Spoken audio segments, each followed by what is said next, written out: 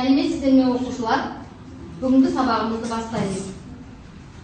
Бүгінгі сабағымыздың оқу мақсаты публицистикалық және ғылыми стиль ерекшеліктерін қолданылған тілдік құралдар арқылы тану, баяндау желісін сақтап, әр бөлігінен алынған ақпараттардан жинақы мәтін аннотация жазу.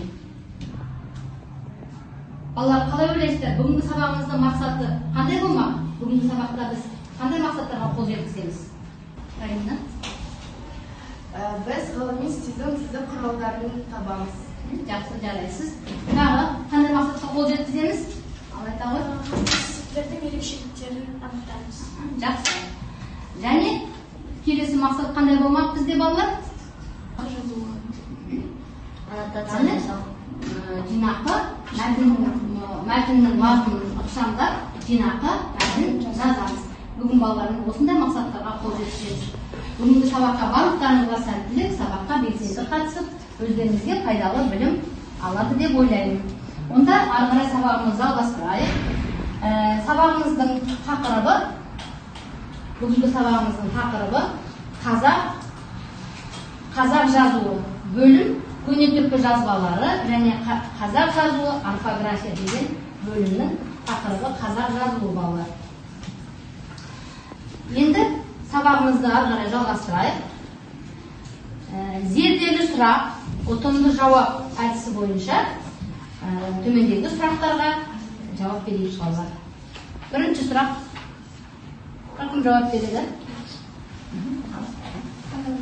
Көне түркі жазба ескерткіштерін зерттеген ғылымдардың еңбегі туралы не білесіздер? Мысалы, Дания ғылымы Томпсон, ол түркітанушы, ол алтын есе жазбаларын ең алғаш рет аударған. Жақсы, жарайсыз. Келесі сұраққа жауап береді, аласыз. Орхон ескерткіштері қай жерде табылған? Орхон, Енисей, Селенка өзендерінің бойында табылған.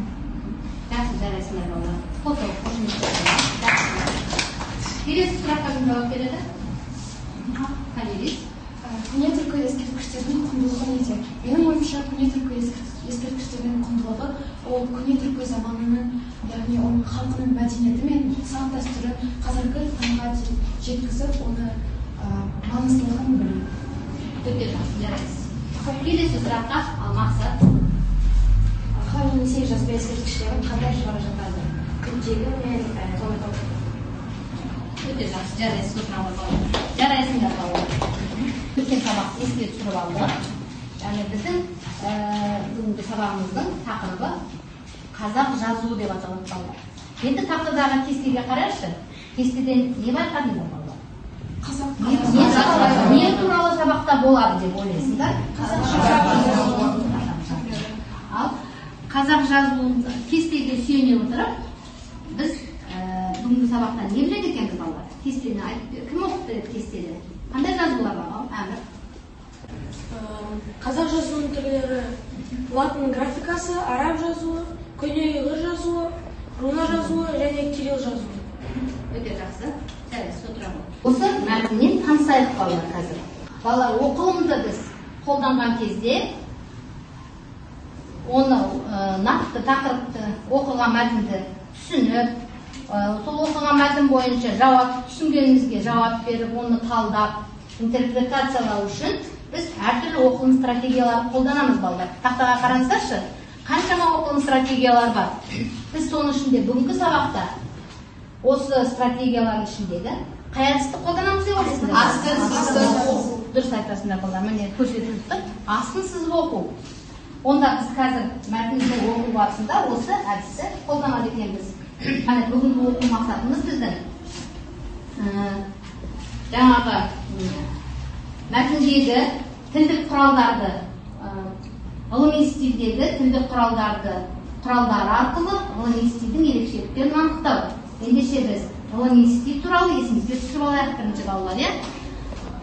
Ғылыми стиль қандай орында қолданылады? Есімізге түсіріп алайық. Ғылыми стиль қандай орында қолданылады? Ал мақсат? Ғылыми стиль аннотацияда, ғылыми жайлауда және де мәтіндегі ғылыми сөздерде қолданылады. Жарайсың. Неше ғылыми стилде қандай тілдік құралдар қолданылады балалар? Есіңізге түсірейікші. Кім айтады? Қандай тілдік құралдар бар? Оның құралдары ол терминдар, нақты анықталған заттар және ғылыми неде, мәтіндерде сөздер тура мағынада болады. Өте жақсы. Тақым толықтырады, ғылыми тура мағынада болады және қандай сөйлемдер қолданылады, етістіктер қандай тұлғада болады? Енді осы мәтінді біз қазір оқиық. Оқыңыз мәтінді. Ал Арлан бастап оқи ғой. Мәтінді мұқият тыңдау барысында балалар осы ғылыми стилге тән тілдік құралдардың астын сызып отырып оқиыңыз балалар. Түсініп бастап. Қазақ жазуы. Қазақ жазуы қазақ халқының мәдени өмірінде де басқа да түркі халықтармен бірге пайдаланып келген әртүрлі әріп таңбаларынан тұратын дыбыстық жазу жүйесі. Қазақстан жерінен жайылған көне ғұн сақ тайпалар біздің заманымыздан бұрын 5-4 ғасырларда пайдаланған көне есік жазу сол тайпаларға тән мәдениеттің жазуының да тарихи мұрагері қазақ халқының негізін құрушы үйсін, қаңлы, қыпшақ тағы да басқа тайпалардың көне жазуы болып саналады. Араб графикасына негізделген қазақ әліпбиін кезінде Ахмет Байтұрсынов реттеп, тіл ерекшеліктеріне сай жетілдіріп, ол 30 жылдарға дейін төте жазу деген атпен қолданылып келді. Мәтінмен таныстық, мәтінді оқып шықтық. Енді осы мәтінде қазақ халқы қандай жазуларды қолданғаны туралы айтылған. Қандай жазуларды қолданыпты? Есік жазуы, руна жазуы, немесе көне ұйғыр жазуы, латын графикасы және кирилл жазуын қолданған. Өте жақсы балалар. Мәтін бойынша оқу мақсатына сай біз тапсырма орындаймыз балалар. Бұл жүктік жұмыс болады сіздерге. Осы мәтіндегі асты сызылған сөздерді өздерің астын сызып оқу арқылы қандай тілдік құралдарды анықтадыңдар. Соны қазір біз 3 шақты күнделік кестесіне толтырамыз. Көрінді ғой сіздерге. Біріншісінде қандай сөздер жазылады балалар? Ал айта ғой терминдер, дәлелді зерттелген ақпараттар. Екіншісі етістік формалары. Жақсы. Үшіншісі хабарлы сөйлемдер. Жақсы балалар. Ендеше жүктік жұмысты қазір орындайық. Бірінші орындамас бұрын мынандай сұраққа жауап берейікші. Қалай ойлайсыздар? Осы мәтін қандай стилде жазылған деп ойлайсыздар? Қандай стилде жазылған? Келісеміз ба балалар? Жақсы. Ғылыми стилде жазылған. Ендеше біз қазір осы мәтіннің ғылыми стилде жазылғандығын тілдік құралдарды анықтау арқылы көз жеткізіп дәлелдейміз балалар. Сол үшін жүктік жұмысты орындауға кірісейік. Орындауға сіздерге 3 минут уақыт беріледі. Ал жүкпен орындаңыздар. Мен кейбір оқушыларға тапсырмалар, жеке тапсырмалар беремін, саралау тапсырмаларын. Осы тапсырманы жеңілдеп орындау үшін. Балалар тапсырманы орындап болса, әр қатардан бір жұп шығып, өзінің жұмыстарын, тапсырмаларын таныстырып шықсын. Бірінші қатардан кім шығады? Екінші қатардан кім шығады? Үшінші қатардан қайын жүріп келіңіздер, өздерінің жұмыстарыңызды балаларға таныстырыңыздар.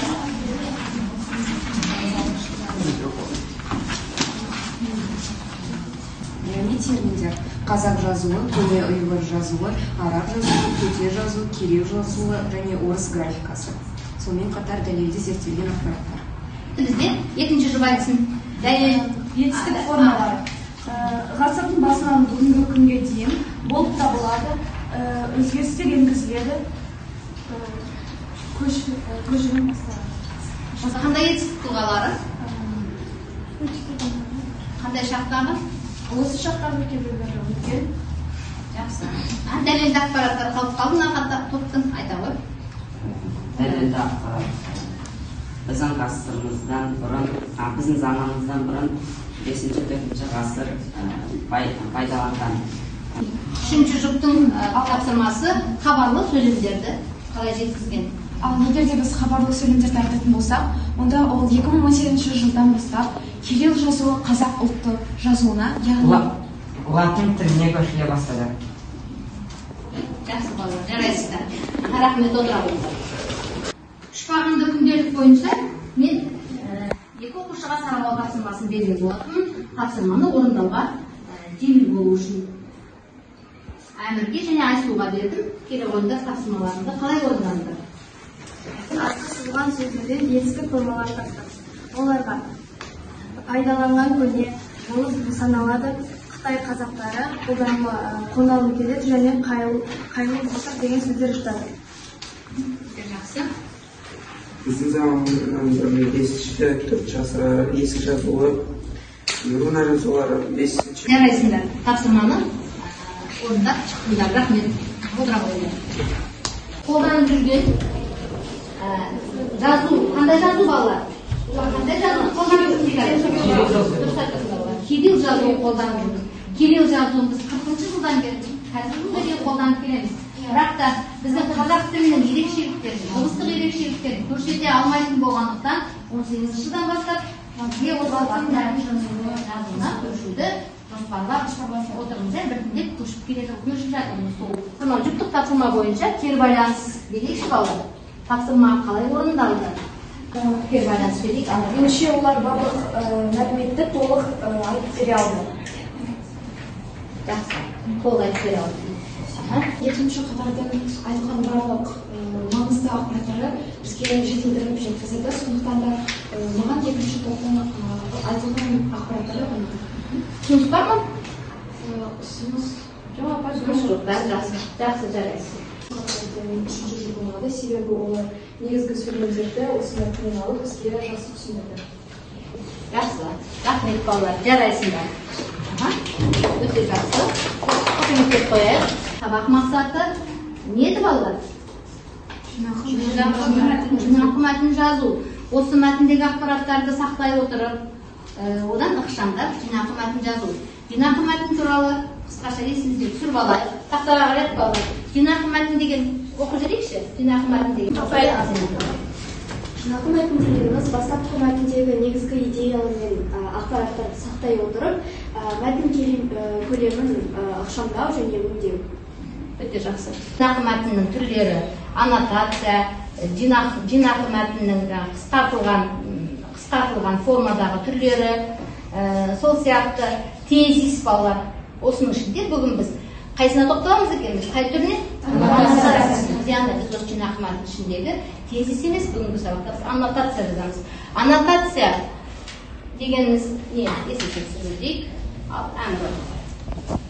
Аннотация кітаптың топтама жинағының қолжазбаның мазмұнын оқырманға қысқаша баяндау. Жақсы, түсінікті ма балалар? Оны қысқаша баяндап, нақты негізгі ақпараттардан жинақы мәтін жазамыз. Балалар, енді қазір онда көп жұмыс бізде жеке жұмыс болып табылады. Әрқайсымыз осы 5 минут уақыт беріледі балалар. Осы мәтінді жинақы мәтін түрінде жазайық. Қазақ жазуы деген мәтін балалар. Бүгін біз бір ғана мәтінмен жұмыс жасап жатырмыз. Ол қазақ жазуы деген мәтін. Сол мәтін балалар жинақы мәтінді жазып болса, мәтінімізді оқиық. Кім оқиды? Ал әсел оқиды. Қазақ жазуы қазақ халқының мәдени өмірінде басқа да түркі халықтарымен бірге пайдаланып келген әртүрлі әріп таңбаларынан тұратын дыбыстық жазу жүйесі. Көне замандағы қазақ ру тайпаларының түркі дүниесіне ортақ араб жазуы, көне ұйғыр жазуы, кирилл жазуы, латын жазуы қолданылған. Барлығыңызда да осындай жинақы мәтін жазылып шықты ма? Жақсы. Онда сабағымызда енді қорытындылайық. Бүгінгі сабағымыздағы қорытындыламас бұрын қазір қандай мереке аталып өтіліп жатыр? Ал, Аңсар. Ахмет Байтұрсынұлына орай тілдер мерекесі. Және Ахмет Байтұрсынұлының 150 жылдығы. Өте жақсы. Жарайсыз, отыра қойыңыз. Балалар, мектебімізде осы Ахмет Байтұрсынұлының 150 жылдығы аталып өтіліп жатыр екен. Ахмет Байтұрсынұлы кім балалар? Кім айтады? Ал, Арлан. Ахмет Байтұрсынұлы Алаш партиясының мүшесі, бес арыстың бірі, және де ақын, аудармашы, педагог, от ұстазы. Өте жақсы. Балалар, енді осы Ахмет Байтұрсынұлы туралы бүгінгі сабақта біз ерекше тоқталып өтуіміз керек. Себебі Ахмет Байтұрсынұлы осы қазақ жазуын алғаш реформалаған реформатор, төте жазуды енгізген, қазақ тілінің мемлекеттік тіл болып қалыптасуына сонау өзінің өмір сүрген кезеңінде бар жан тәнімен соған еңбегін сіңіріп атсалысқан, әдебиет танытқыш, тіл құрал деген оқу құралдарын жазып, қазақ тілін өркендетіп, осындай мемлекеттік тіл болуына сол заманда атсалысқан балалар. Сондықтан да біз Ахмет Байтұрсынұлын ұлт ұстазы және тұңғыш қазақ жазуының реформаторы деп атаймыз. Бүгінгі сабағымызды қорытындылау үшін кері байланыс берейік. Жетістік баспалдағы әдісі арқылы бүгінгі сабақта не білдік, не үйрендік, соған кері байланыс берейік. Өзіміздің оқу жетістіктерімізді бағалайық балалар. Кері байланыс берейік. Ал қатардан кімдер айтады? Тақтаға келе ғой.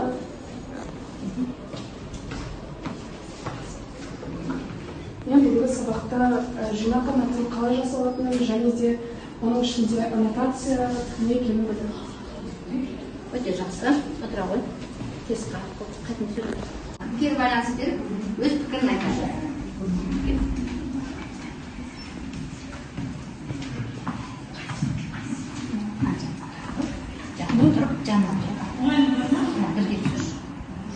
Мен бүгінгі сабақта жинақ аннотацияның не екенін білдім және де қалай жасалатынын білдім.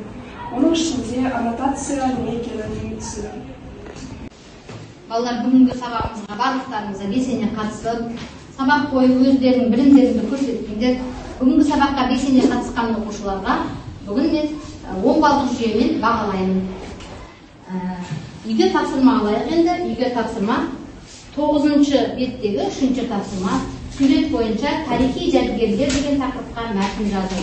Осымен сабағымыз аяқталды. Сау болыңыздар.